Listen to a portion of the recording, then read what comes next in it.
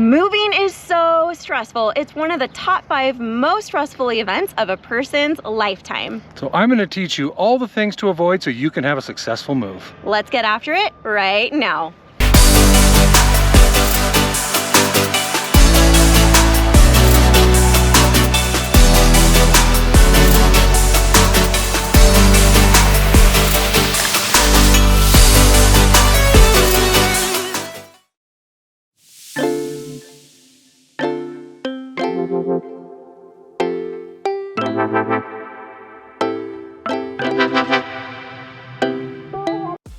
My name is Rachel Basner, and on this channel, I do my very best to answer all of your burning questions about relocating to Idaho. So if you need me to be your eyes and your ears and teach you everything there is about working, playing, and living in Idaho, go ahead and tap the subscribe button and click this little bell. That way you never miss one of my weekly videos on living in Idaho. I'm a licensed realtor and local investor here. I get people reaching out to me days, nights, and weekends, and I absolutely love it. So if you have any questions or need help relocating here, don't hesitate. Give me a call, shoot me a text, or write me an email. With no further ado, I've got my buddy Patrick. Hi guys. He has over 22 years of experience in the moving industry, and he is going to teach you everything you need to avoid to have a very successful move. You want to do your absolute best to be able to identify immoral practices and avoid hidden costs and fees. The reality is, in the moving industry, just like any other industry, not everyone is being 100% honest or 100% forthcoming, and you don't want to fall victim to someone's dishonest or immoral practices. So there are some really specific ways that you can protect yourself and certain things that you can look for when it comes to getting your estimate to know if someone is trying to leave some wiggle room or a lot of space to slip in some extra fees. And Patrick is going to go over what that should look like. So one of the most important things that we have to do is we have to go out and we have to give a very detailed, itemized estimate. And when somebody comes into your house and just says, oh, it's a 2-bedroom and it's going to be 10,000 pounds and just gives you a very vague estimate, what happens usually is the nightmare that we've all heard about. And that's the estimate where they gave you a 7,000 pound estimate to go to Florida or to go to Texas. And when you got to your destination, they say, well, after we weighed the shipment, it's actually 10,000 pounds and you owe extra money. And that's the last thing that anybody wants to have happen on their move. So when I go into a home, we make sure that all of the estimates are very itemized and very detailed. The other thing that you really want is what's called a binding estimate. That means the price that I've given you is the price that it's going to be. A non-binding estimate means when you get to your destination that the price can go down, but it can also go up.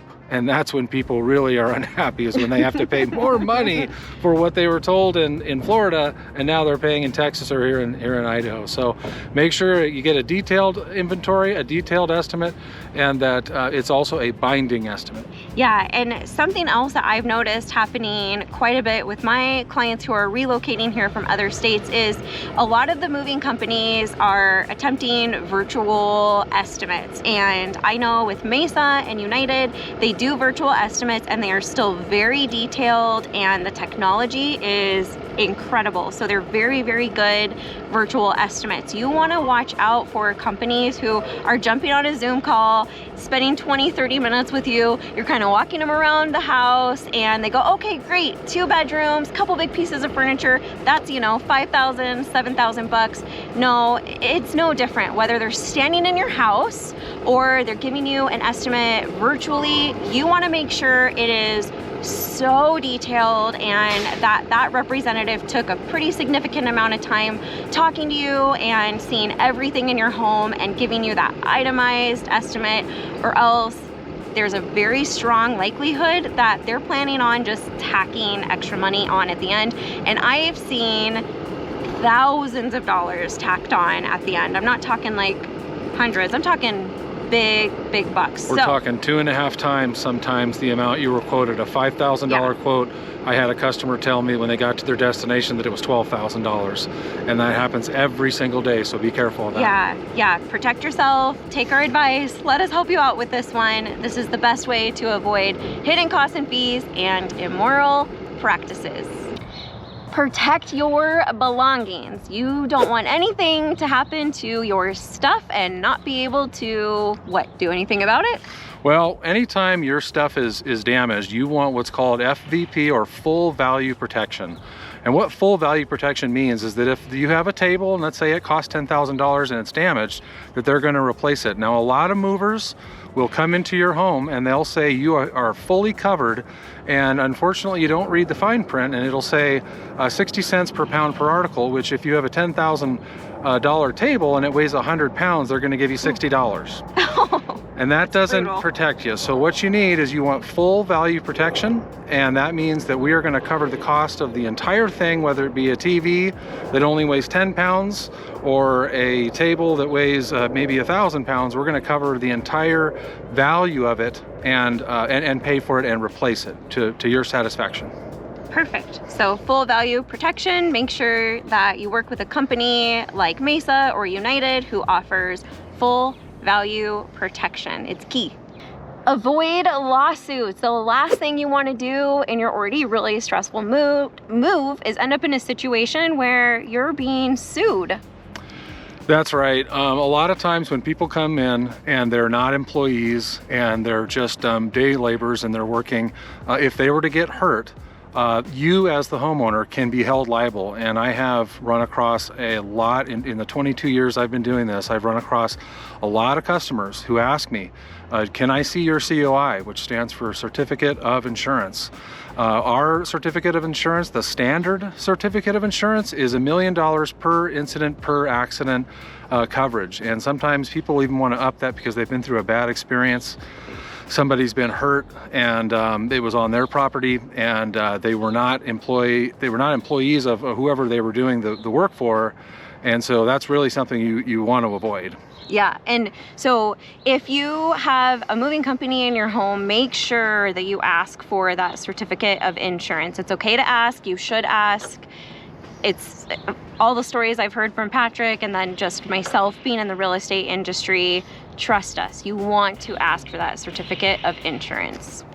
Brace yourself. In this industry, with these moves, people get hurt, things get broken. It's inevitable. It's who you work with when the move goes wrong that really matters.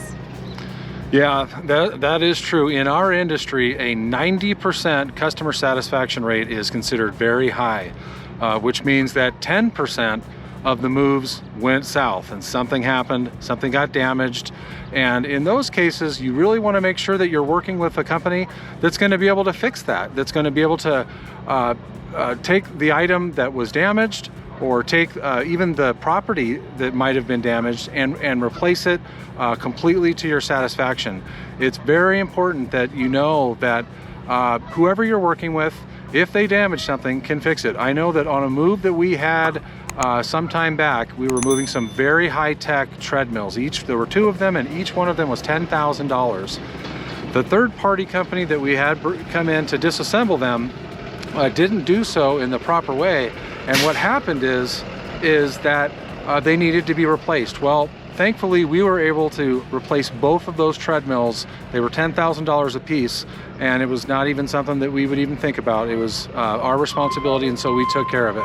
Yeah, and we always refer to Mesa and United because we have been in situations with customers who their heart was to support a local company, and I get it. I always do my best to support small businesses and local companies too, but the reality is the small moving companies, the rogue moving companies, they're just not able to compensate you when a move does go wrong, and you don't want to be footing the bill for that, especially if it's a high ticket item. So trust us on this one. You want to work with a company like Mesa or United, reach out to us so that we can make sure that all your bases are covered for your move.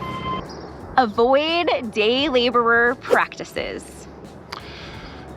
What a day laborer is a day laborer is somebody, and they're great people. A lot of times they're just looking for work for the day or maybe for a week. They're people that are paid under the table. They're given cash, and one of the reasons that I would try to avoid day laborers is because they're not background checked. They're not. They don't have workman's comp. There's a lot of things that could happen if they were to get hurt on your property. And so I would avoid using day laborers. We call them lumpers in the industry. I know a lot of lumpers who are absolutely fantastic people and have gone on to have very lucrative careers in starting their own companies. In fact, most of the people I know who have started their own moving companies were lumpers, day laborers. I know a person who started a moving company in Portland who now has 30 trucks. Oh. And when he started, he had a Ford F-150 and a trailer, and he used to drive around, and technically, he used to drive around and look for moves, and technically that's a lumper. That's somebody who's not following the rules. He's probably didn't have all the insurances and those type of things that you need to protect yourself. But he went on to have a very successful company. So, I feel for these people. They're the heart of our industry in some ways, but to protect yourself and your home, and making sure that somebody wouldn't go into your house and either get hurt and not be covered by workman's comp, or somebody who we just don't know their background and haven't checked them. My advice would be to always avoid lumpers, avoid day laborers, and find somebody who's been background checked and has workman's comp and just has all the different things that are required so that they can go in and do the job and follow the rules. What do you guys do? What do you do to make sure that everyone's safe and covered and all the things? What are your practices? Yeah, here at Mesa, what we do is the very first thing is that we run a background check on you. We ask for social security number, driver's license, documentation that you're a U.S. citizen or have papers and are working towards being a citizen. And then we run a background check and just make sure that you don't have anything in your background that would suggest that perhaps we shouldn't send you into the home. If you pass that, then you're on board, and then we immediately start training and making sure that you know how to lift things and do a good job, and then we go from there. Yeah, and actually I have a lot of clients who are so desperate to relocate to Idaho, and they're anxious to move, but they're having trouble finding a new job or a new career. And I have been working with Patrick enough to see how great they are to all of their guys on their moving team here, and they actually provide a CDL for anyone who, what is it how long do they have to be with you guys? And from day one, you can start working towards your CDL, which is your commercial driver's license. And if you want to be an over the road, which means you're driving 48 states or even regionally in what we call a tractor trailer or big rig truck, from the day that you come on board, you can stipulate that that's your goal, and we'll help you move towards that goal. And a lot of companies out there who are getting people their CDL are charging anywhere from $5,000 to $7,000 to do so. Wow. With us, you can come on board, you can learn the trade, and we'll help you towards that end. And I think it's a great way to get into truck driving if that's what you want to do. It's a very lucrative thing once you're an owner-operator or even a company driver. So it's a pathway. We'll provide you a pathway to get that CDL, and I think it's just it's a great way to get that if you'd like. Yeah, so if you need a job in order to facilitate moving out here, reach out to us, and I'll refer you to Patrick, and then he'll have to take me out to lunch. I certainly will do that. And anyone out there who's looking for a job, we're always looking for good people, so come on down. Yep, perfect. Interview wisely. If you are a business owner, you already know that going to Google is not enough, because when it comes to online reviews, as a business, you can pay to have those bad reviews removed or the great reviews bumped up. So in this day and age, when you are looking for a moving company, going on Google and looking for 5 stars just isn't enough. It's not going to cut it. So how do you know that the moving company you're working with is a good one? Well, you want to look for things like, are their trucks audited? The last thing you need is for a company to be moving across the country with your stuff and break down somewhere in the Midwest and they don't have another truck to come relieve the one carrying your belongings for a long time. Or how do you know that their warehouse is running things properly? How do you know that they're not working with day laborers? I mean, how do you know all of these things? And I think that United, being a large national company, is a safe bet, and it's really safe to work with any of their agents, which Mesa here in Idaho and Patrick, they are an agent of United. And I know it's really hard to be qualified to work with a company like United, right? It really is. You have to prove yourself. I know to be an agent for United, we get audited on our warehouses, we get audited on our trucks, on the cargo space in the trucks in the back.